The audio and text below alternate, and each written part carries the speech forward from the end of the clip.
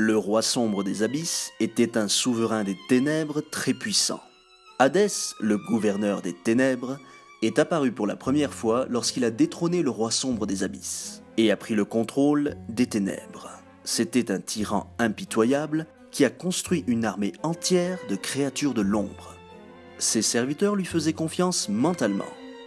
Hadès n'hésitait pas à user de ses serviteurs pour le protéger de toute attaque dirigée contre lui. Octiclops et Dragon Furieux étaient deux des nombreuses créatures qu'il appréciait le plus. On l'a souvent vu traiter avec des gens louches ou agir comme juge pour les criminels.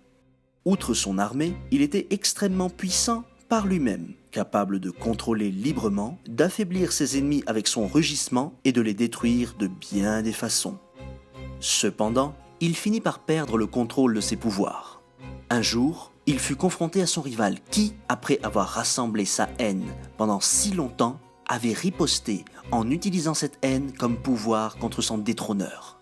Après que Hadès ait été plus qu'assez affaibli, le roi sombre des abysses jeta une malédiction sur Hadès, le gouverneur des ténèbres, utilisant une tête coupée pour drainer son âme. Par la suite, le roi sombre des abysses transféra l'âme d'Hadès en lui-même pour augmenter son pouvoir. Le résultat de la bataille fut fatal pour Hadès. Cependant, ce n'était pas censé être la fin, puisqu'Hadès fut ressuscité plus tard par la même peste qui avait transformé beaucoup d'autres monstres en zombies, dont le squelette malfaisant Arc-Démon et l'empereur dragon de la damnation. Plus tard, il affronta son ennemi juré et finit par le vaincre, gouvernant une fois de plus les ténèbres.